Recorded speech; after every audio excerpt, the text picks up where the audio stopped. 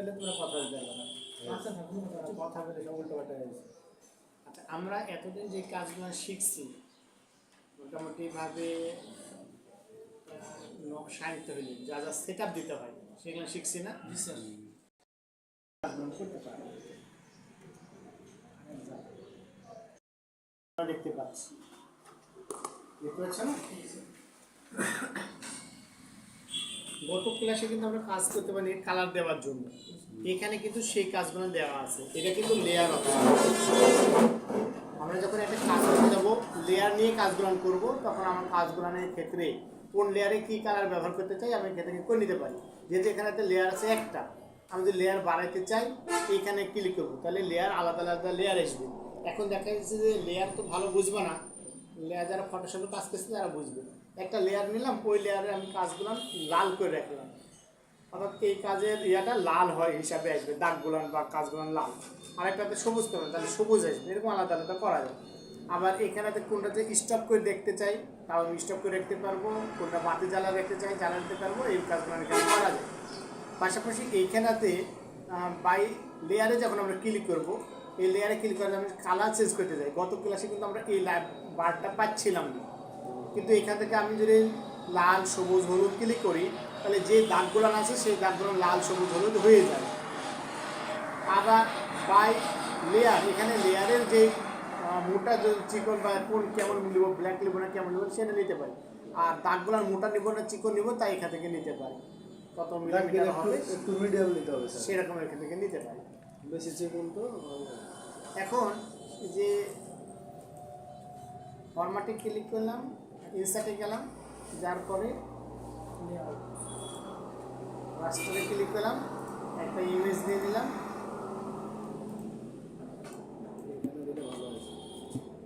এ তো হবে না নি, কারণ না চেনালে হবে না। তাহলে এখানে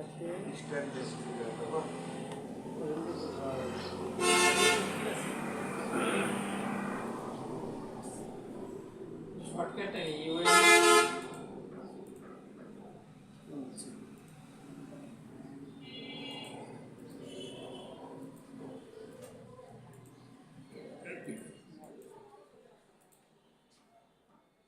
primary unit.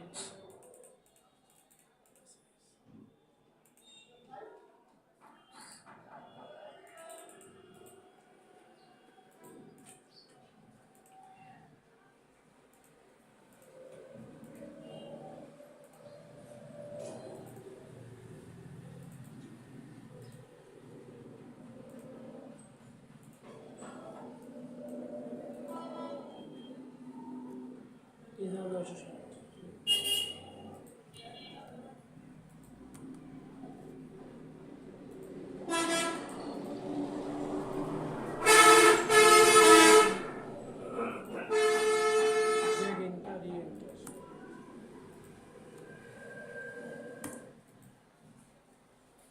এই যে চলে এসছে না, এখন এইটাকে যখন আমি সিলেক্ট করলাম, করার পরে এখানে কালারে গেলাম, কালারে যাওয়ার পর আমি যখন কালারটা চেঞ্জ করে দিলাম তখন সব কালার চেঞ্জ হয়ে গেছে, লাল হয়ে গেল। আমি এখন যেই কালারটা দিতে চাই সেই কালারটা কিন্তু এখন হয়ে যাবে। বুঝতে পারছো? তাহলে আমি আমার ইচ্ছা মতন কিন্তু কালারগুলো চেঞ্জ করে নিতে পারবো। গতদিন কিন্তু এটা হচ্ছিল না, এই বারটা আমরা পাচ্ছিলাম না, কিন্তু এখন এখানে অনার্স আমরা করে নিতে পারছি, এইভাবে আমরা চেঞ্জ করে নিতে পারবো। বোঝা গেছে জিনিসটা? আর আমি তোমাদেরকে বারবার বললাম যে এই জিনিসটাকে একবার যদি সাজায় নাও, সাজায় নেওয়ার পরে সব কিছু ওই যে 360 করলাম না, 3960 করলাম, তারপরে ইউনিট চিনালাম, তারপরে হচ্ছে ড্রয়িং ইউনিট চিনালাম, দিয়ে সুন্দর করে যত রকম ফরম্যাট আছে সব কিছু করলাম। করার পরে এই ফাইলে গেলাম, সেভে গেলাম, একটা নাম দিলাম, নাম পিপি দিলাম, দিয়ে এটা যে জায়গাতে তুমি চাও সেই জায়গাতে আমি ডেস্কটপ চিনে রাখলাম, ডেস্কটপে যা সেভ করে রেখে দিলাম। এই যে এখন সেভ হয়ে গেল আমাদের এই কাজটা, সেভ হওয়ার পরে এখন এইখানে যখন পিপিতে ক্লিক করব, তোমার এই নকশাটা কোন নকশা কিছুক্ষণ আগে যেটাতে কাজ করলাম সেইটা, এখন আমার মনে করো এই 3960-এই কাজ করতে হবে, অর্থাৎ 16 স্কেলেই আমার কাজ করতে হবে। তাহলে বারবার ফরম্যাট সাজানো গুছানো করা ঝামেলা কিনা, তো কী করলাম, এটা আমার দরকার নাই আর এটাকে আমি ডিলিট করে দিলাম। আমি এটাকে ডিলিট করে দিলাম। ডিলিট করে দিয়ে শুধুমাত্র ইনসার্টে যাব, রাস্টার ইমেজে যাব, এইটা আমার লাগবে, এইটাকে ক্লিক করব, ওপেন ক্লিক, অর্থাৎ আলাদা একটা নকশায় গেলাম, ওপেন গেলাম। এখন এইখানেতে খালি চিনাবো 3960, শুধু 3960 চিনাবো। ওই ইউনিট যা যা চিনাইছিলাম ওগুলো আর কিচ্ছু করা লাগবে না। যে নকশা দেবে সেই নকশা কাজ করতে হ্যাঁ, হবে। এখন ওই নকশাতে অনুযায়ী এখন কাজগুলো হবে। বোঝা গেল কি না? তাহলে আমাকে কিন্তু এক্সট্রা এত ঝামেলা কাজ আর করা লাগলো না, শুধুমাত্র ওটা উঠাই দিয়ে আরেকটা নকশা নিয়ে আসলাম 3960। মানে স্কেলটা কম বেশি করবে কি না, স্কেলটা কম বেশি করার জন্য তোমাকে ওখানে দেবে। কারণ তুমি যদি 3960 জন না হয়, যদি দেখা যাচ্ছে যে 32 স্কেলে কাজ করো, তাহলে চেঞ্জ করা লাগবে কি না, 64 করতে তাহলে চেঞ্জ করা লাগবে কি না, শুধু ওইটাই চেঞ্জ করে দিতে হবে, বাকি আর কিছু করা লাগবে না, সব কাজ হবে। এখন তুমি কাজ করতে পারো। বুঝা গেল?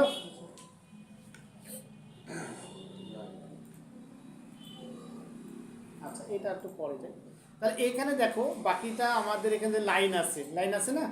আমি যদি লাইন নিতে চাই তাহলে এই লাইনে ক্লিক করব, দিয়ে লাইনে ক্লিক করলাম,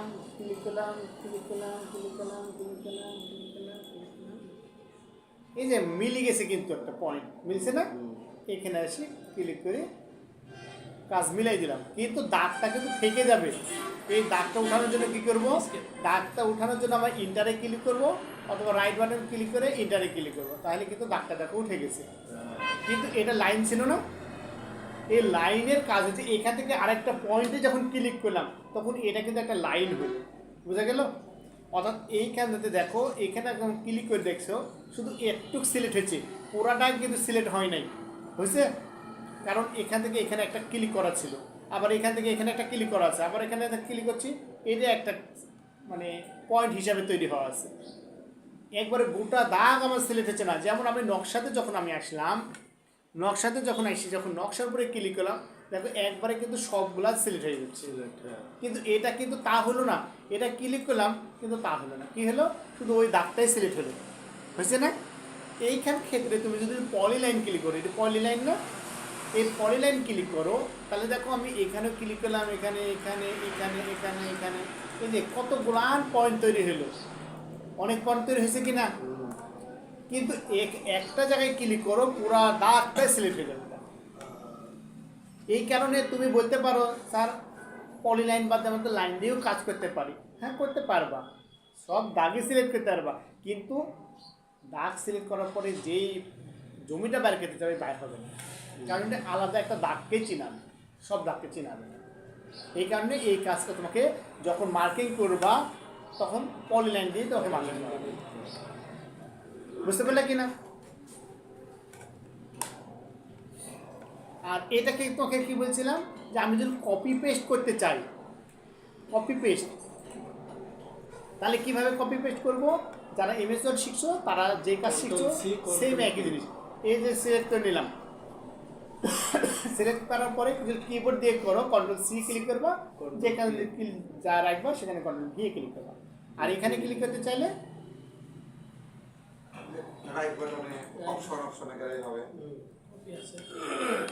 আর এখানে ক্লিক করলে সব সিলেক্ট করে নিলাম, করার পরে রাইট বাটনে ক্লিক করার পরে কপিতে ক্লিক করবো। বুঝা গেছে?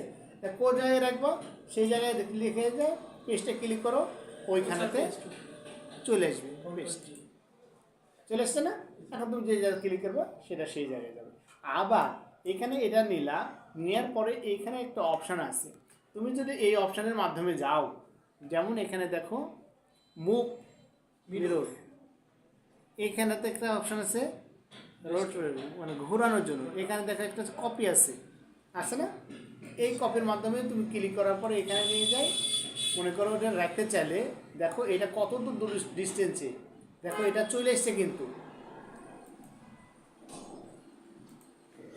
আসছে না? ওখান থেকে কত দূর ডিস্টেন্সে এটা রাখতে চাচ্ছ, যেখান থেকে ক্লিক করবে ওটা ওখানে ওখানে কিন্তু জমা হবে। বুঝতে পারছো কিনা? এটা এইভাবে আমি নিতে পারবো, এই জিনিসটা এইভাবে তুমি কপি করে নিয়ে কাজ গ্রহণ করবা। এখন যখন তুমি মনে করো যে জমিটা নিয়ে কাজ করবা, এখানে সিলেক্ট করলা, এই জমিটা নিয়ে ওখানেই সব কাজ করো না, ওখানেতে একটা রেখে দিলা, যে জমিটা কাজ করলা ওই জমিটা ওখানে রাখবা, রাখার পরে একটা কপি করে নিয়ে বাকি বাইরের কাজটা সেরে নেবা বাইরে, কারণ তুমি ওখানে রেখে যদি কাজ করতে যাও